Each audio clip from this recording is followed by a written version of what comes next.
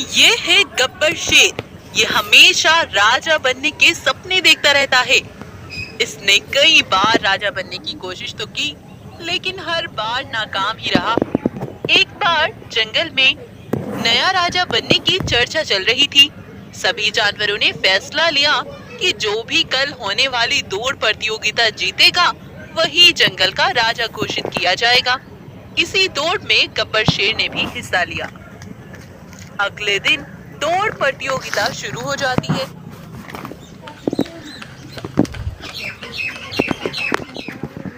लेकिन गब्बर शेर इस बार भी ये दौड़ प्रतियोगिता हार गया था और इस बार भी वो राजा नहीं बन पाता।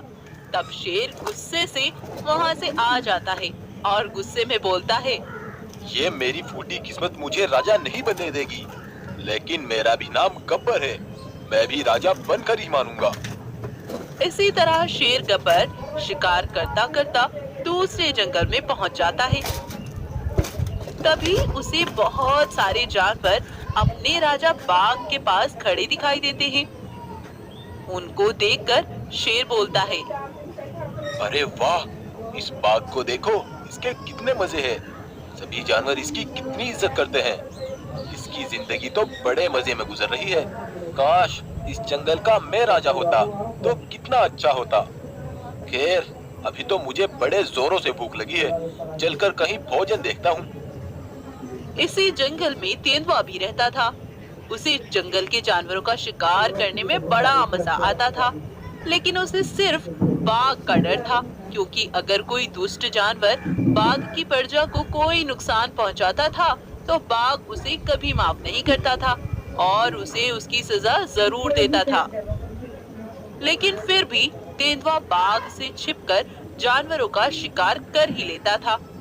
एक बार तेंदुए को शिकार करते हुए एक गाय देख लेती है और तभी भागती हुई राजा बाघ के पास पहुंचती है और कहती है, महाराज, महाराज, उस दुष्ट तेंदुए ने अभी अभी एक बकरी का शिकार कर लिया है। उसे बड़ी बेरहमी से खा गया वो। जैसे ही मैंने ये सब देखा तो मैं तो तुम्हें बताने चली आई। तुमने बिल्कुल सही किया गाय।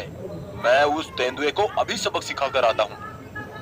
उनकी यह बातें दूर खड़ा गब्बर शेर सुन लेता है और बाघ जाकर उस तेंदुए को एक पिंजरे में बंद कर देता है और कहता है, तुम्हारी इतनी मजाल, मेरे होते हुए तुम मेरी प्रजा का शिकार करोगे। अब इस पिंजरे में रहकर भूखे मरो, यही तुम्हारी सजा है। इतना बोलकर बाघ वहाँ से चला जाता है। लेकिन गब्बर शेर बाघ का पीछा करते हुए ये सब देख लेता है और बाघ के चले जाने के बाद शेर तेंदुए के पास जाता है और कहता है, तेंदुए भाई, बाघ ने तुम्हारे साथ जो किया मैंने वो सब देखा। तुम्हारा राजा बाघ तो बड़ा ही दुष्ट है। हाँ शेर भाई, तुम बिल्कुल सही कहते हो। ये बाघ तो सोचता है कि सब इसी की तरह फल सब्जियां खाकर जिए। भला मांसाहारी जानवर इन फल सब्जियों में अपना कैसे पेट भर सकता है। इस बाघ ने मेरे साथ बिल्कुल अच्छा नहीं किया। मैं इससे इसका बदला लेकर रहूंगा। अगर यही बात है तो मैं तुम्हें तुम्हारा बदला दिलाऊंगा। मेरी भी हमेशा से एक ही ख्वाहिश है कि मैं भी कभी जंगल का राजा बनूं। शायद वो दिन अब आ गया है। अब मैं जाकर उस बाघ को धोखे से मार डालूंगा और उसके बाद उसकी खाल पहनकर इस जंगल पर राज करूंगा और फिर मैं तुम्हें भी इस कैद से आजाद करा दूंगा। फिर हम दोनों मजे से इस जंगल पर राज करेंगे, लेकिन यह राज हम दोनों के बीच ही रहना चाहिए। अरे वाह शेर, ये तो बहुत अच्छा आइडिया है।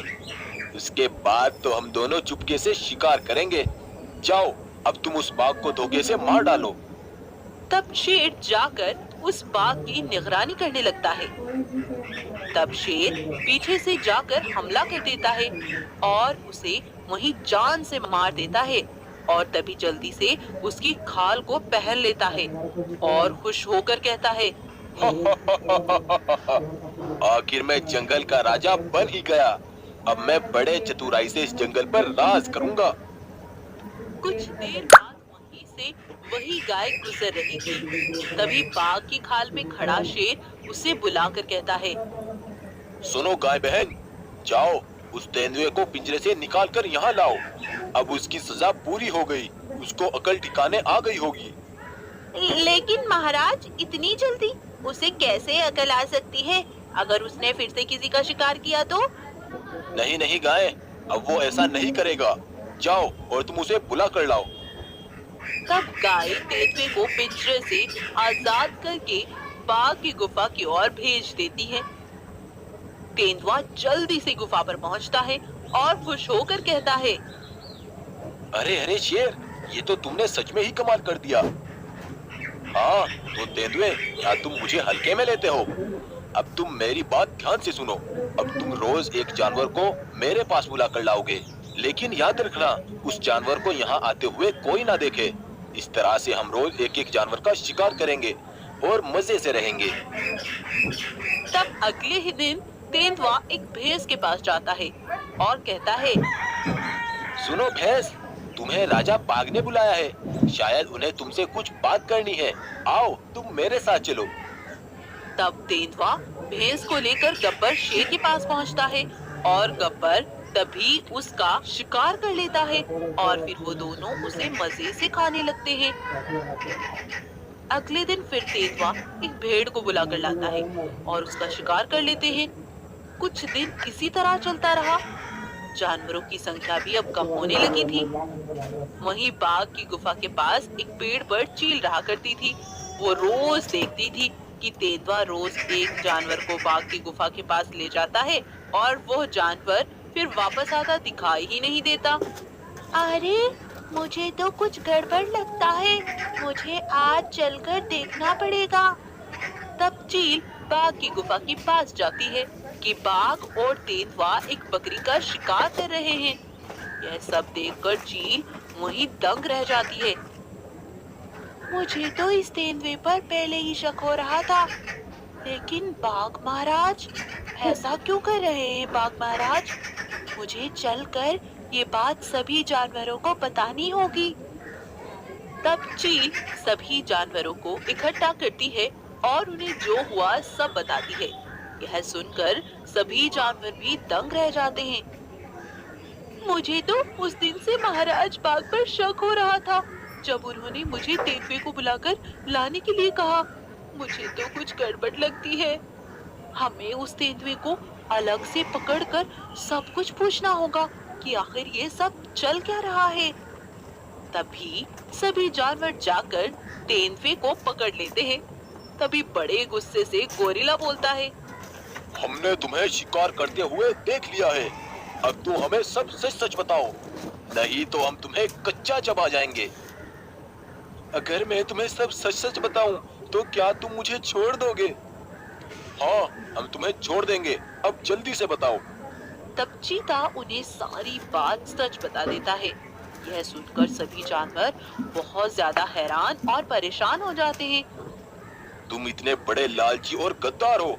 तुमने अपने लालच के लिए हमारे महाराज को ही मरवा डाला। तुम्हें इसकी सजा जरूर मिलेगी।